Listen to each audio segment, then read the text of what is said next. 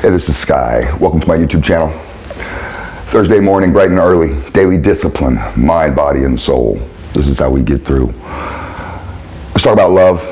That's a conversation that men don't really talk about, right? You sit around with your buddies and talk about love. I don't. But if you're looking for love, if you want love in your life, you need to understand it. You need to be able to experience it. You need to have love within you and be able to give it to others.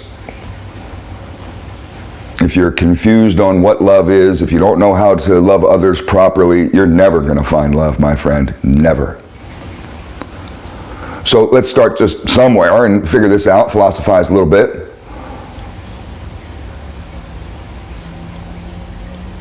Let's start off with the order. There's a proper order to love. This will teach you how to do it. Who should you love, and in what order do you love them? So, first off, love starts with God. God is love. You love God. I don't care what religion you are. If you're an atheist, this is going to be real hard for you. I remember when I was an atheist for many, many, many years, decades in fact, and love was a hard topic for me. I didn't love myself, I didn't love God, I didn't love the world, I didn't really truly love others. So it starts with God. You love God. And build that relationship where you feel very strongly that you're in the flow of love with God. God loves you and you love God. You're in this relationship. And then you love self. You start off by loving a higher power, and then you learn through that study, through that practice, through those rituals and that belief to love yourself, to truly love yourself. And then you love your wife, your woman, your girl. She comes after God. You don't love her first. You don't make your woman your God. Simps do that. Losers do that. You love her after self. She comes after you love yourself. And then you love your kids. You love your kids after your wife. You don't love your kids more than your wife. Your wife is above the kids in this hierarchy. And that's proper. That's traditional.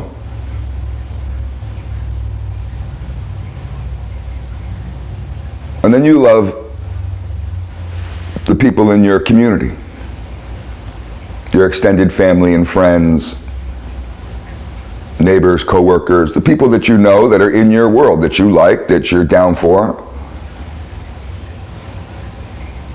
And then finally, you love your fellow man, your fellow citizen, the guy that you don't know. This is why we have a polite society. This is why we might help somebody that we don't know, because I love my fellow man, my fellow American. I've traveled the world extensively. I've been around the world twice. I've been to Africa twice. I don't know how much you've traveled, but when I see other Americans, when I travel, I show them love. Damn right I do. I love America. So this is the order of love. What are some ways that you love? Well, you love as a son, right? That's your first experience, probably. Most of us, we love as a son. We love our mom and our dad.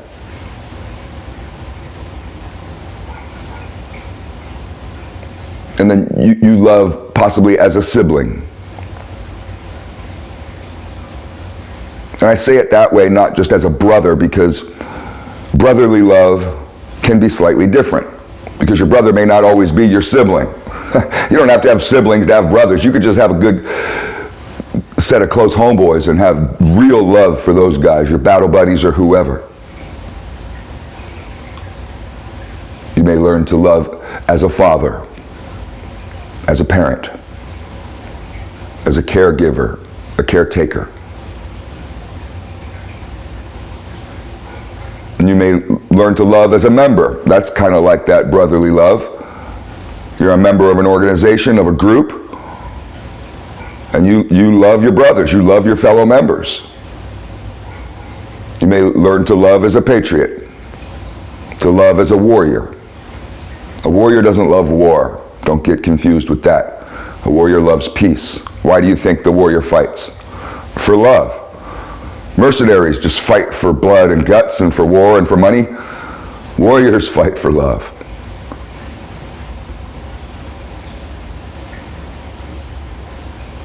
Love is strong. Your love is strength. It's not weakness.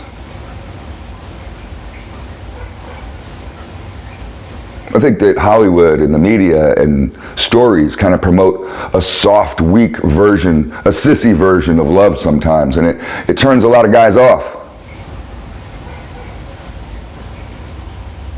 Don't get brainwashed by weaklings. Love is strong. Love is truth. Love isn't lies. Love isn't manipulation. Love isn't hiding information from people. You don't hide information from somebody because you love them. That's hatred. But why didn't you tell me? Well, because I love you. No, that's not love. And I've been there.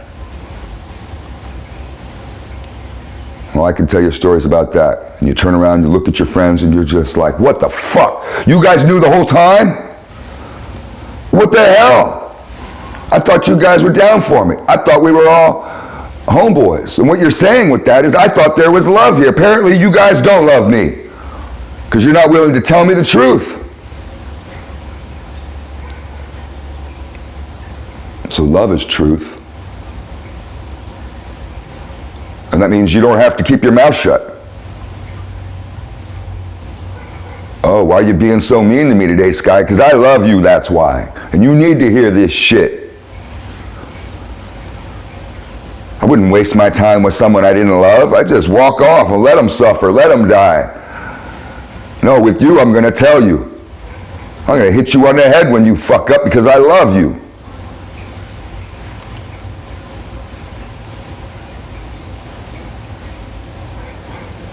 Gifts aren't love, and for you simps out there buying chicks different shit, buying her stuff all the time, taking her shopping, paying her bills. Oh, you simps love to hold your love on a string.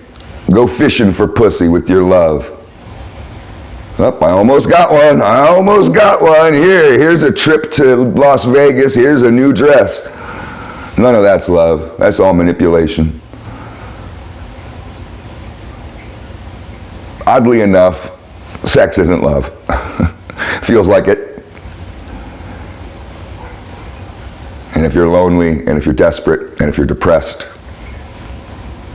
and you get lucky with some slut one night at a bar, you might turn into a sucker after you come and think that that's love and be like, whoa, she's wonderful, this is great. It's not love. Sex isn't love. Prostitutes, you can pay for sex. Sex isn't love.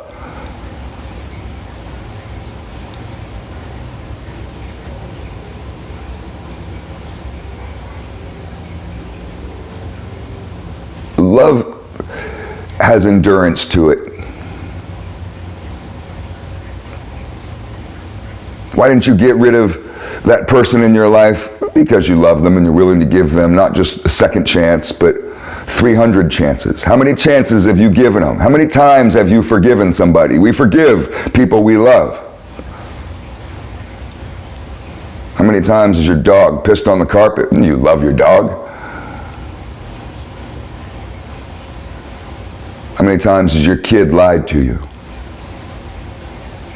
You still love your son?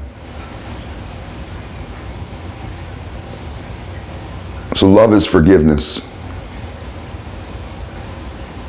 It's endurance in a relationship. It's being able to weather the storms.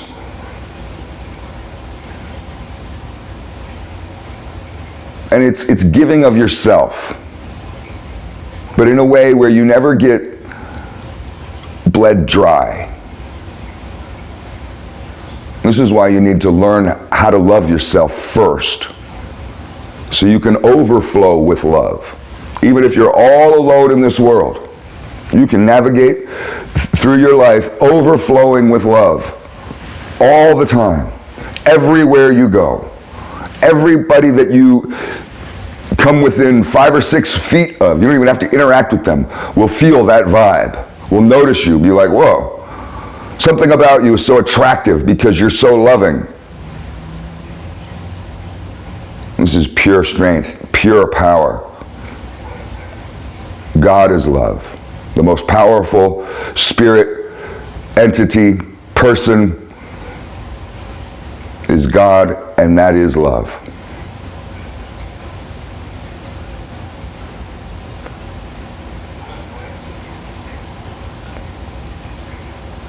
Sometimes people look at suffering as really just a relative distance from God. You're lost in the dark. You're lost in the valley of the shadow of death. That shit's really happening, man. Life feels like it's really hard, and you feel alone and cold and scared, and maybe like evil has taken over the world. There's really no such thing as the devil. The devil's not a person. It's not a guy with a pitchfork. It's just a spirit. And you could define that spirit as really a relative distance from God, from love. God is love. And if you feel that you're lost in a world of hate, world of evil, world of darkness, what it is you have a distance. You're far away from God.